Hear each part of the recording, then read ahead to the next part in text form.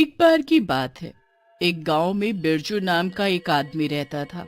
वो चावल की खेती करके और उसे बिरयानी बनाकर उसे बेचकर अपना घर चलाता था।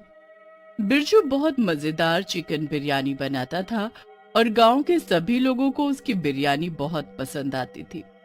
गांव का एक आदमी बिरजू के ठेले के पास आता है। अरे ओ बिरजू भाई, लाओ लाओ अपनी एक प्लेट चिकन बिरयानी तो खिलाना जरा। हाँ पिंटू भैया, जरूर, ये लो। बिरयानी खाकर आदमी बिरजू से कहता है। वाह बिरजू भैया, मजा ही आ गया तुम्हारी बिरयानी खाकर। बस ऐसे ही हमेशा बिरयानी खिलाते रहना। हाँ भैया, बिल्कुल, बस भगवान की कृपा है। एक दिन एक भूत उस गांव से गुजर रहा होता है कि उसकी नजर बिरजू पर पड़ती है। वो बिरजू के बिरयानी के ठेले को ध्यान से देखता है। भूत देखता है कि बिरजू के चिकन बिरयानी के ठेले पर कई लोग जमा थे और सब बिरजू की बिरयानी को बड़े चाव से खाकर उसकी तारीफ कर रहे थे। भूत सोचता है। जब मैं इंसान था तब मैं भी कितनी अच्छी बिरयानी बनाता था, और मेरा भी तो सपना था कि मैं एक बिरयानी का ठेला लगाऊं। बस अब मैंने तय कर लिया है कि मैं भी इसी गांव में इस आदमी की जगह पर अपना बिरयानी का ठेला लगाऊंगा। फिर मेरी बिरयानी के ठेले पर भी खूब लोग आएंगे। भूत इतना सोचकर बिरजू का ठेला चुराने की सोचता है। रात हो जाती है और बिरजू अपना ठेला खिसकाकर अपने घर की तरफ चल देता है। घर पहुंचकर बिरजू ठेले को घर के बाहर खड़ा कर देता है और खुद घर के अंदर चला जाता है। भूत भी बिरजू के पीछे पीछे अंदर चला जाता है। अरे तुम कौन हो और मेरे घर पे क्या कर रहे हो? मैं भूत हूँ और मैं तुम्हें किडनैप करने आया हूँ, और तुम्हें यहाँ पर बंद करने के बाद मैं तुम्हारा ठेला चुरा लूंगा और पूरे गांव को मेरी बिरयानी खिलाऊंगा। हाँ, क्या? बिरजू कुछ और बोले इससे पहले ही भूत बिरजू को बांध देता है और उसे उसके ही घर में बंद कर देता है। अगले दिन सुबह सुबह भूत बिरयानी बनाने की सोचता है। बिरयानी के लिए भूत को चावल तो मिल जाते हैं, पर उसे चिकन कहीं नहीं मिलता। वो आसपास मुर्गियां भी ढूंढता है, पर उसे मुर्गियां नहीं मिलती। फिर भूत कुछ दूरी पर उड़ रहे कौवों को देखता है। उन्हें उड़ता देखकर भूत के दिमाग में एक शातिर आइडिया आता है। चिकन बिरयानी ना सही तो क्या, अब मैं इस गांव के लोगों को कौवा बिरयानी खिलाऊंगा। भूत उन कौवों के पास उड़कर जाता है और हाथ से पकड़ लेता है। कहाँ उड़ रहे हो तुम सब? आओ, तुम्हें जमीन पर लेकर चलूं। चलो। भूत उन कौवों को बिरयानी बनाने वाले बर्तन के पास ले आता है और उन्हें काट कर बिरयानी में डाल देता है। बिरयानी बनने के बाद भूत उसे चखकर देखता है। वाह वाह, क्या बात है, मजा ही आ गया। वाह, ये कौवा बिरयानी खाकर तो सब गांव वाले पागल ही हो जाएंगे। इतना कहकर भूत बिरयानी के बर्तन को ठेले पर रख देता है और बिरयानी लेकर गांव में उसी जगह पहुंच जाता है जहां बिरजू अपना ठेला लगाता था। इतना ही नहीं, भूत बिरजू का रूप भी ले लेता है।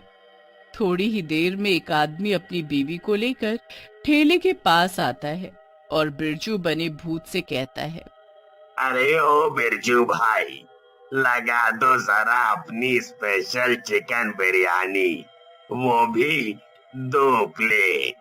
हाँ भाई हाँ, अभी लगाता हूँ, रुको। भूत 2 प्लेट में बिरयानी सजाता है और आदमी और उसकी बीवी को दे देता है। अरे आज ये बिरयानी में पड़ा चिकन इतना काला क्यों है, और इसका स्वाद भी कुछ अजीब सा है। अरे भैया, वो खास इम्पोर्टेड चिकन है, फॉरेन से मंगवाए हैं, तुम नहीं समझोगे। भाभी जी, आपको कैसी लगी बिरयानी? हाँ हाँ भैया, इन्हें क्या पता इम्पोर्टेड चिकन क्या होता है। मैं तो खा चुकी हूँ अपने मायके में, ऐसा ही होता है। बहुत बढ़िया बिरयानी है। भूत को भी ये सुनकर हंसी आ जाती है। फिर आदमी मुंह बनाकर भूत को पैसे देकर वहां से चला जाता है। दिन भर कई लोग आते हैं और भूत उन सबको अपनी कौवा बिरयानी, इम्पोर्टेड चिकन बिरयानी बोलकर खिला देता है। सब भूत से यही कहते हैं कि बिरयानी में पड़े चिकन का स्वाद अजीब था, पर कोई उस पर ज्यादा ध्यान नहीं देता। खूब सारे पैसे कमाकर भूत ठेला लेकर वापस बिरजू के घर आ जाता है। ठेला बाहर खड़ा करके भूत अंदर आता है। घर के अंदर बिरजू अभी भी बंधा हुआ था। भूत बिरजू को भी एक प्लेट में बिरयानी लाकर देता है और उस ये ले मेरी स्पेशल कौवा बिरयानी खा बिरजू। मैं सिर्फ तुम्हें ही बता रहा हूँ, ये राज, इस बिरयानी में चिकन नहीं बल्कि कौवा है। हे भगवान, तुमने गांव में सबको कौवा बिरयानी खिला दी, वो भी झूठ बोलकर कि ये चिकन बिरयानी है। हाँ, और कल भी मैं यही बिरयानी बनाऊंगा, बहुत सारे कौवे डालकर। नहीं, अगर तुमने ये किया तो गांव वाले बीमार भी पड़ सकते हैं। नहीं, ऐसा कुछ भी नहीं होगा। मुझे तो ये कौवा बिरयानी बड़ी पसंद आई, और उन सबको भी। मुझे तो इस गांव में बड़ा मजा आ रहा है। अब तो मैंने फैसला ले लिया है कि मैं ही रोज बिरयानी बेचूंगा तुम्हारी जगह, वो भी यही कौवा बिरयानी। मजा आएगा। अगले दिन फिर से भूत सुबह सुबह कुछ कौवे पकड़कर लाता है और उन्हें मारकर बिरयानी में डाल देता है।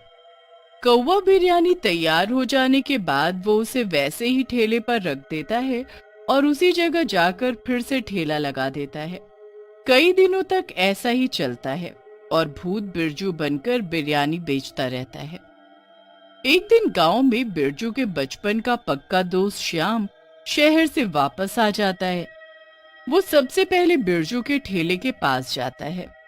बिरजू, मेरे दोस्त, देख मैं आ गया। अरे कौन हो तुम? बिरयानी चाहिए तुम्हें? अरे मालूम है, इस बार मैंने शहर से लौटने में ज्यादा वक्त लगा दिया, पर मेरे दोस्त, तुम मुझे पहचानने से इनकार क्यों कर रहे हो? मैं तुम्हारा बेस्ट फ्रेंड श्याम। ओह हाँ हाँ, याद है मुझे श्याम। तो मैं तुम्हारे लिए ये कौवा मेरा मतलब चिकन बिरयानी लगा दूं। एकदम इम्पोर्टेड चिकन है इसमें। अरे ये क्या कह रहे हो तुम बिरजू? तुम्हें तो पता है ना, मैं शाकाहारी हूँ। ओ हाँ हाँ, और क्या? मैं तो मजाक कर रहा था। श्याम भी उसके साथ हंसता है। तभी श्याम की नजर ठेले पर पड़े कुछ काले पंखों पर पड़ती है। अरे ये काले पंख, ये मुर्गे के तो नहीं हो सकते। हाँ, अरे वो एक कौवा बार बार ठेले के पास आकर मुझे परेशान कर रहा था। उसे भगाने में शायद ये गिर गया होगा। ओह, अच्छा कोई नहीं। देख, मैं तेरे लिए बहुत सामान लाया हूँ शहर से। चल, तेरे घर चलते हैं, वहां दिखाऊंगा तुझे सब सामान। नहीं। हाँ, क्यों नहीं? अ, वो अभी तो रात भी नहीं हुई है। मैं ऐसे बीच में जाऊंगा तो सब बची हुई बिरयानी खराब हो जाएगी, इसीलिए मेरे घर नहीं जा सकते। ओ, तो मैं शाम को आता हूँ फिर तेरे घर। नहीं नहीं, मेरा मतलब तुम सामान यहीं दे दो, क्यों बेमतलब बाद में परेशान होगे। अच्छा ठीक है, ये लो बिरजू। भूत सामान लेकर श्याम को वहां से जाने को कहता है। श्याम को थोड़ी दूर जाने पर शक होता है। ये बिरजू मुझसे ऐसे बात क्यों कर रहा था, और इसके घर में ऐसा क्या है जो ये मुझे घर नहीं बुला रहा? पता तो करना पड़ेगा। श्याम ये सोचकर बिरजू के घर पहुंच जाता है। श्याम खिड़की से अंदर देखता है तो दंग रह जाता है। अंदर बिरजू बेहोश पड़ा था और वो रस्सियों से बंधा भी हुआ था। श्याम खिड़की से कूदकर अंदर जाता है और बिरजू को खोलकर उसे पानी पिलाता है। अरे मेरे दोस्त, ये सब क्या हुआ? और तू यहाँ है तो वहां ठेले पर कौन था? श्याम, वो एक भूत है जिसने मेरा बिरयानी का ठेला चुराया और मुझे यहाँ बांध दिया। इतना ही नहीं, वो सबको चिकन बिरयानी बोलकर कौवे की बिरयानी खिला रहा है। इससे लोग और बच्चे बीमार भी पड़ सकते हैं श्याम। क्या? तब तो हमें अभी जाकर सब गांव वालों को बताना चाहिए और उस भूत का पर्दाफाश करना चाहिए। इतना बोलकर श्याम और बिरजू उठते हैं और जाकर सब गांव वालों को सच्चाई बता देते हैं। उधर भूत को इस बारे में कुछ भी खबर नहीं थी और वो मजे से कौवा बिरयानी खा रहा था। तभी वो देखता है, अरे ये इतने सारे लोग एक साथ यहाँ क्यों आ रहे हैं? लगता है सबको फिर से मेरी बिरयानी खानी है। पर फिर भूत को सबसे आगे बिरजू और श्याम दिखते हैं। भूत सब समझ जाता है। भूत खुद से कहता है, भाग ले बेटा, लगता है इन सब गांव वालों को सब सच पता चल गया है कि मैंने इन्हें चिकन बताकर कौवा बिरयानी खिलाई है।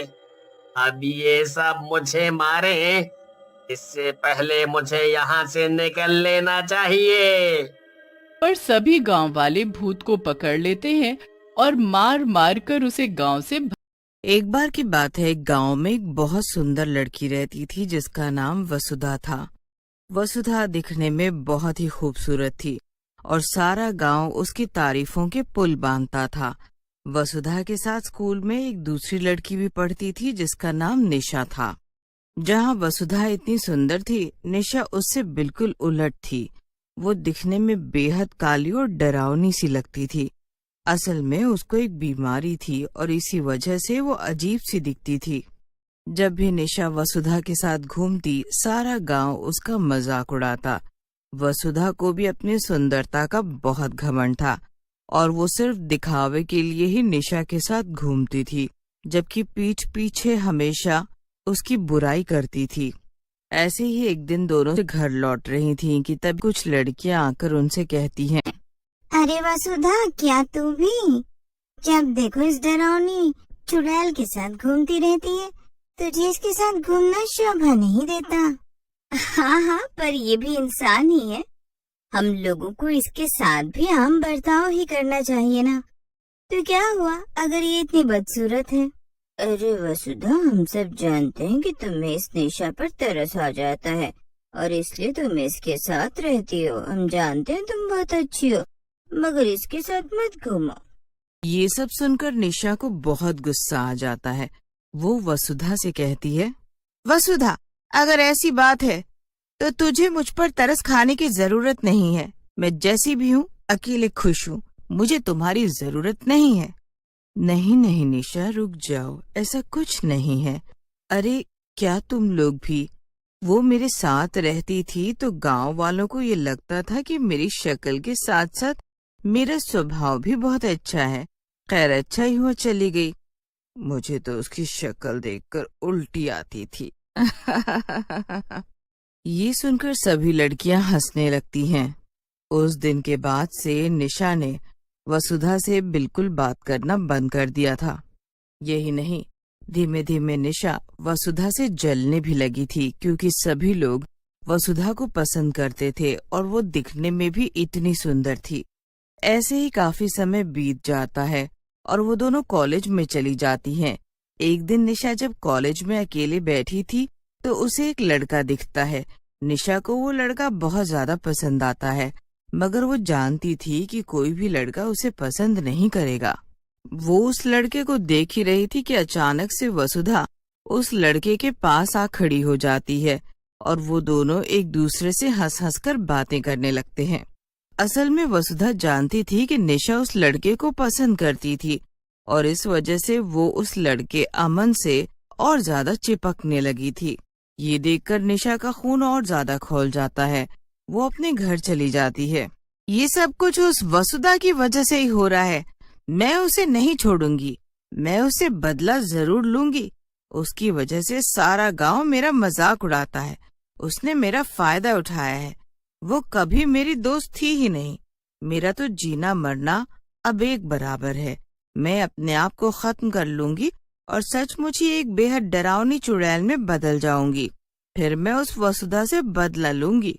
निशा ये सोचते हुए खुद को एक चाकू से मार लेती है और एक भयंकर और डरावनी चुड़ैल में बदल जाती है। अब आएगा ना मजा, मगर अब आखिर में ऐसा क्या करूं जिससे उस वसुधा से बदला ले सकूं। उससे बदला लेना ही मेरा मकसद है। ये सोचते हुए चुड़ैल अपनी खिड़की से बाहर देखती है और उसे अपना बगीचा दिखाई देता है। निशा के बगीचे में बहुत से सेब के पेड़ लगे हुए थे। उन सेबों को देखकर चुड़ैल को एक तरीका सूझता है। उसे याद आता है कि वसुधा को उसके बगीचे के सेब बहुत पसंद थे। वाह, क्या तरीका सूझा है तुझे। इस वसुधा को मेरे बगीचे के सेब बड़े पसंद थे ना। अब उसे मेरे बगीचे में जहरीले सेब खाने पड़ेंगे और फिर मैं उसे हमेशा हमेशा के लिए अपने इस घर में कैद करके रख लूंगी और उसे बहुत तड़पा तड़पा कर मारूंगी। इतना कहकर चुड़ैल अपने घर पर और अपने सेब के पेड़ों पर जादू करती है। उसके बगीचे के सभी सेब जहरीले बन जाते हैं। धीमे धीमे ये बात पूरे गांव में फैल जाती है कि निशा मरकर एक डरावनी चुड़ैल में बदल गई है और कोई भी उसके घर के पास से ना गुजरे। जब वसुधा को इस बारे में पता चलता है तो वो परेशान हो जाती है। अगर ये निशा सचमुच में चुड़ैल बन गई है तब तो ये मुझे ही सबसे पहले मारना चाहेगी। नहीं, ऐसा लगता है मुझे उसके पास जाकर फिर से अच्छा बनने का नाटक करना चाहिए। वो तो है ही बेवकूफ, कौन सा वो मरने के बाद समझदार हो जाएगी। पर सबसे पहले इस अमन को बेवकूफ बनाती हूँ। वसुधा रोते हुए उस लड़के अमन के पास जाती है। अमन, निशा बुरी नहीं है। पता नहीं लोग क्यों कह रहे हैं कि वो एक चुड़ैल में बदल गई है। मुझे उसके घर जाकर देखना पड़ेगा अमन कि आखिर माजरा क्या है। नहीं वसुधा, तुम्हें नहीं जाना चाहिए। वो घर अब खतरे से खाली नहीं। वहां चुड़ैल है, चुड़ैल। और वो निशा तो पहले से ही चुड़ैल लगती थी। सारा गांव उसे भयंकर चुड़ैल कहकर ही तो। अमन की ऐसी बातें सुनकर वसुधा को गुस्सा आ जाता है। बस करो अमन, अगर तुम निशा को नहीं जानते हो तो उसके बारे में ये सब कहने का कोई हक नहीं है तुम्हें। वो दिल की बहुत अच्छी है। अच्छा ठीक है वसुधा, मैं मान लेता हूँ कि वो बहुत अच्छी होगी, लेकिन तुम फिर भी वहां मत जाओ बस, वरना मैं तुम्हारी मम्मी पापा को सब बता दूंगा। फिर वो तो तुम्हें कॉलेज भी नहीं आने देंगे। ये सुनकर वसुधा अमन से झूठ बोल देती है। अच्छा ठीक है, मैं वहां नहीं जाऊंगी। लेकिन कॉलेज की छुट्टी होते ही वसुधा चोरी छिपे निशा के घर जाने के लिए निकल जाती है।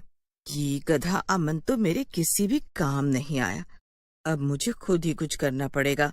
अगर मुझे अपनी जान बचानी है तो इतना रिस्क तो लेना ही पड़ेगा ना।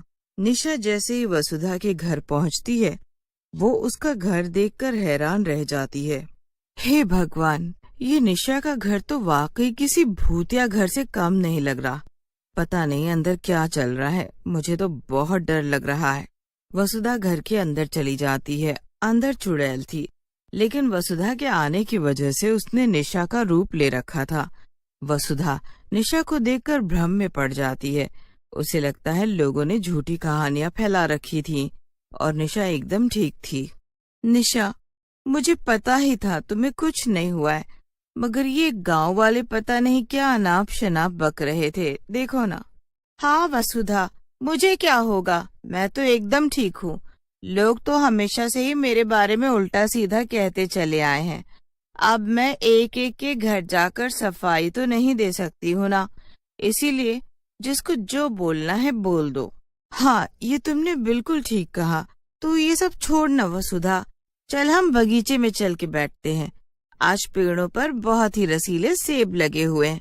चल, मैं तुझे फिर से मेरे बगीचे के सेब खिलाती हूँ। ये सुनकर वसुधा लालच में आ जाती है। उसे वाकई में निशा के बगीचे के सेब बहुत अच्छे लगते थे। उसे लगने लगता है कि निशा को उसकी बातों का यकीन भी हो गया है। वसुधा निशा के साथ उसके बगीचे में चली जाती है और दोनों वहां बैठ जाती हैं। तभी निशा पेड़ से तोड़े हुए कुछ सेब लाकर वसुधा को दे देती है। शुक्रिया निशा, आज इतने दिनों बाद तुझे देखकर मुझे वाकई में बहुत अच्छा लग रहा है। तो भी क्या बात करती है वसुधा, ये तो सरासर झूठ है। भला मेरी शक्ल देखकर किसको अच्छा लग सकता है।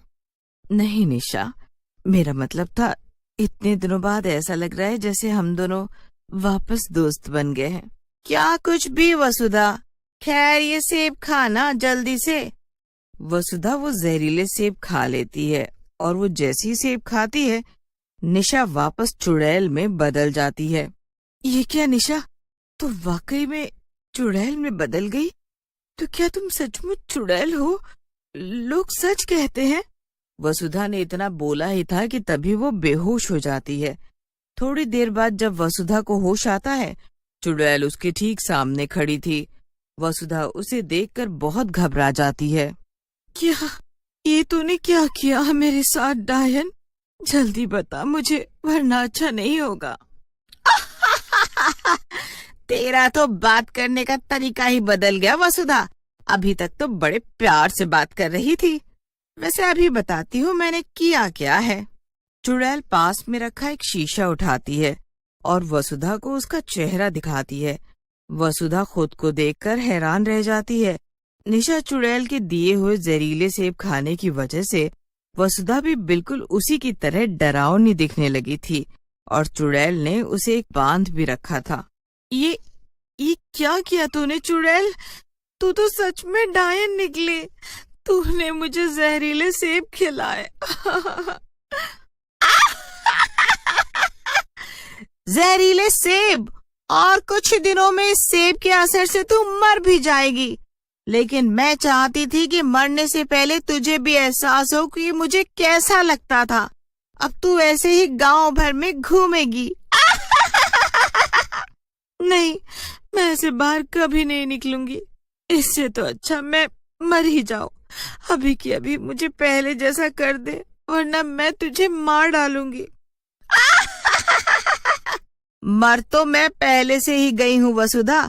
अब तू मुझे क्या मारेगी? अब तो मेरी बारी है। अब जो कुछ भी करूंगी वो मैं करूंगी। लेकिन तभी कई गांव वाले चुड़ैल के घर में अचानक से घुस जाते हैं और उसे पकड़ लेते हैं।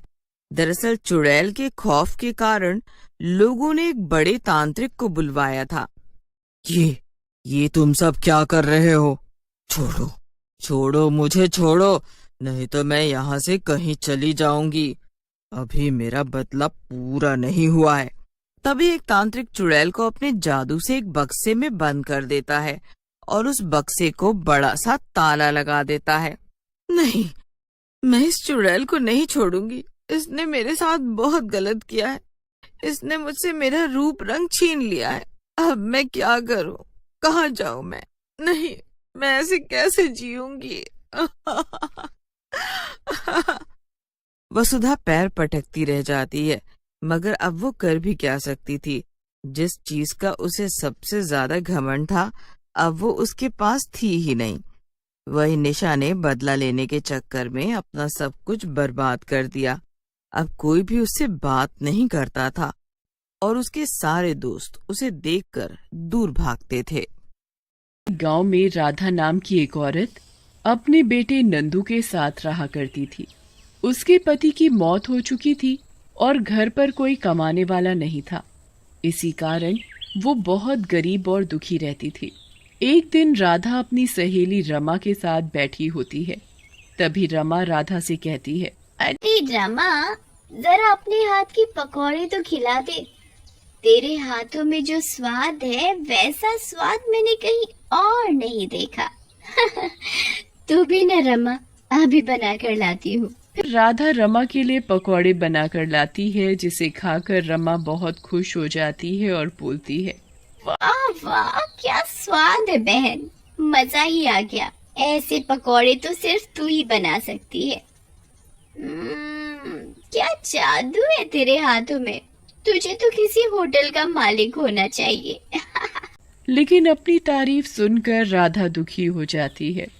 ऐसी ही तारीफ मेरे पति भी किया करते थे रमा बहन। तब हमारी हालत भी अच्छी थी, हम भी पैसे वाले हुआ करते थे।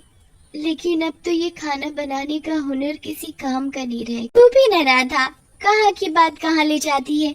मेरा मन तेरा दिल दुखाने का नहीं था, लेकिन अगर तू चाहे तो अपनी मदद खुद कर सकती है और खूब पैसे कमा सकती है। सच में रमा बहन, भला वो कैसे? पैसे तो मैं खूब कमाना चाहती हूँ। फिर रमा राधा को एक दुकान खोलने के लिए कहती है। पहले तो राधा मना करती है, लेकिन रमा के समझाने पर दुकान खोलने के लिए मान जाती है। ठीक है रमा बहन, जब तुम इतना विश्वास कर रही हो मुझ पर, तो मैं ये दुकान जरूर खोलूंगी। लेकिन तुम्हें भी अपने लगाए हुए सारे पैसे वापस लेने होंगे जब मेरी कमाई होनी शुरू हो जाए। फिर राधा रमा से पैसे लेकर एक पकौड़े की दुकान लगाना चालू कर देती है। धीरे धीरे उसकी दुकान स्वाद के कारण चल पड़ती है। लोग राधा की दुकान पर दूर दूर से पकौड़े खाने आने लगते हैं। वाह वाह, क्या स्वाद है राधा बहन के पकौड़ों का। जबान लपलपाने लगती है नाम सुनते ही। मजा आ गया। हाँ तो भैया खा लो ना, है जी भर के खा लो। कौन रोक रहा है क्या तुम्हें? है लेकिन जरा संभल कर खाना, कहीं सुबह के समय जलन ना होने लगे। समय बीतता जाता है और धीरे धीरे राधा की दुकान भी चल पड़ती है। उधर राधा भी रमा के सारे पैसे चुका देती है। एक दिन रमा का भाई मुन्ना गांव में आता है और राधा की तारीफ सुनकर उसकी दुकान पर जाता है।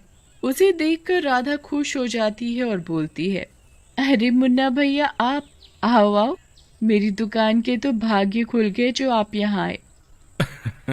तुम भी न राधा, क्यों शर्मिंदा कर रही हो? ऐसी कोई बात नहीं है। चलो अपने पकोड़े खिलाओ, बहुत तारीफ सुनी है, जरा हम भी तो चखें। फिर राधा उसे भी पकौड़े देती है। और पकौड़े खाने के बाद मुन्ना चला जाता है। रास्ते में जाते जाते सोचता है, अरे वाह, इस भिखारन राधा की भी मस्त किस्मत है। क्या दुकान चल रही है। क्यों ना मैं भी इसके बगल में एक दुकान खोल लूं। थोड़ा मॉडर्न लुक में खोलूंगा तो इससे अच्छी ही चल जाएगी। फिर इस भिखारन को क्या पता कैसे बिजनेस किया जाता है। फिर अगले दिन मुन्ना राधा के एक लेबर चुन्नी लाल को, जो कि बहुत बेईमान होता है, अपने पास बुलाता है। आओ आओ चुन्नी लाल, बैठो। मालिक, आप भी मजाक अच्छा करत हो हैं? अरे आप कहाँ, हम कहाँ? अब बताओ, वैसे हम आपके क्या काम आ सकते हैं, बताओ। अरे कहाँ के मालिक चुन्नी लाल, हम असली मालिक तो तुम हो। क्या पकोड़े बनाते हो और सारी तारीफ वो मनहूस राधा ले जाती है। अब सही कहा था मालिक, हम तो कब का ढाबा छोड़ देते, लेकिन हमको कौनो नौकरी नहीं देता है, नहीं तो हम भी क्या करें भैया। फिर इस तरह मुन्ना चुन्नीलाल को अपने पास बुला लेता है और राधा की दुकान के सामने अपनी दुकान खोल देता है। कुछ दिनों तक तो ठीक चलता है, लेकिन फिर स्वाद खराब होने के कारण उसके सारे ग्राहक वापस राधा के पास जाने लगते हैं। एक दिन कुछ गांव वाले मुन्ना की दुकान पर पकौड़े खाने आते हैं। मुन्ना उन्हें पकौड़े लाकर देता है और गांव वाले पकौड़े खाने लगते हैं। ये पकौड़े हैं या गाय का गोबर? सारा मूड ही खराब कर डाला। अरे मुन्ना, इससे ज्यादा स्वाद तो मेरी गाय के गोबर में है। हाँ। गांव वाले की बात सुनकर बाकी के गांव वाले हंसने लगते हैं। उनकी हंसी सुनकर मुन्ना को गुस्सा आ जाता है और वो जाकर गांव वाले को धक्का दे देता है। वो गांव वाला नीचे गिर। क्या बोला बे? गाय का गोबर?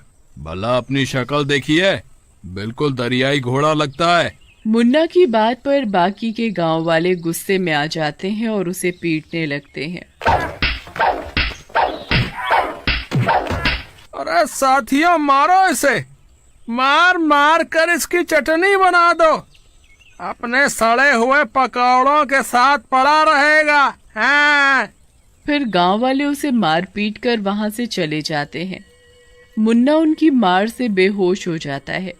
थोड़ी देर में वहां चुन्नी लाल आता है और मुन्ना के मुंह पर पानी डालकर उसे होश में लाता है।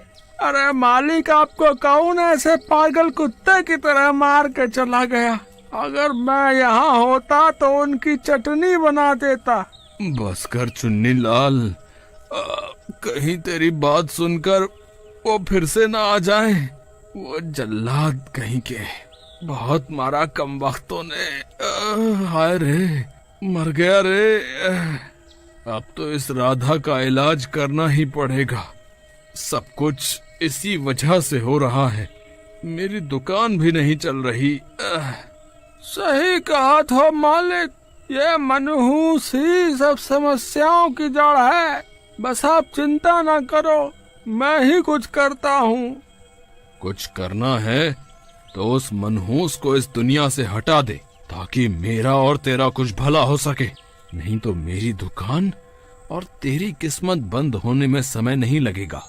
फिर मुन्ना की बात सुनकर चुन्नीलाल एक योजना बनाता है और राधा के घर और दुकान में आग लगा देता है, जिसमें राधा जलकर मर जाती है और एक चुड़ैल बन जाती है। उधर मुन्ना और चुन्नीलाल राधा के मरने की खुशियां मनाने लगते हैं। वाह मेरे चेले, वाह, तूने तो कमाल कर दिया। अपनी तरक्की के लिए दुश्मन को ही रास्ते से हटा दिया। वाह वाह वाह वाह, अब तो हम खूब नोट लूटेंगे, हमारी दुकान भी खूब चलेगी। हाँ, सही कहा था मालिक, मजा आ गया। बस थोड़ी सी आग लगाई और सब जल गया। लेकिन उन दोनों को ये पता नहीं होता कि उन दोनों की ये बातें चुड़ैल छिप कर सुन रही होती है। तो ये सब इन दोनों का किया धरा है। मैं कब से भगवान को कोसे जा रही थी। मैं इन दोनों लालची दुष्टों को नहीं छोड़ूंगी। लेकिन पहले मुझे अपने नंदू के लिए सिर छुपाने का इंतजाम करना होगा। ऐसा कहकर चुड़ैल वहाँ से अपनी सहेली रमा के पास जाती है। रमा अपने कमरे में सो रही होती है, लेकिन आहट सुनकर रमा उठ जाती है। कौन है? सामने आओ। चुड़ैल रमा के सामने आती है और बोलती है, रमा मेरी बहन, डरो मत, मैं हूँ राधा। राधा? लेकिन तुम तो जल गई थी उस आग में जो तुम्हारे घर में लग गई थी। हाँ मैं जल गई थी मेरी बहन, लेकिन वो आग लगी नहीं थी बल्कि लगाई गई थी। फिर चुड़ैल रमा को सारी बात बताती है, जिसे सुनकर रमा बोलती है, ये तो उन दोनों ने बहुत बुरा किया तुम्हारे साथ राधा। तुम उन दोनों दुष्टों को उनके किए की सजा जरूर देना, फिर चाहे उनमें से एक मेरा भाई ही क्यों ना हो। और रही नंदू की बात, तुम उसकी चिंता ना करो, मैं उसकी अपने बच्चों जैसी ही देखभाल करूंगी। धन्यवाद रमा बहन, तुमने मेरे सर से एक बड़ा बोझ उतार दिया। अब मैं उन दुष्टों को सबक सिखा के रहूंगी। फिर चुड़ैल वहाँ से निकलती है और मुन्ना की दुकान पर जाती है। चुन्नी लाल पकौड़े तलने के लिए तेल गर्म कर रहा होता है, तभी चुड़ैल आती है। चुड़ैल को देखकर चुन्नी लाल डर जाता है और बोलता है, बहन कौन हो तुम? पकोड़ा खा लो, हम बहुत अच्छा पकोड़ा बनाता हूँ। हाँ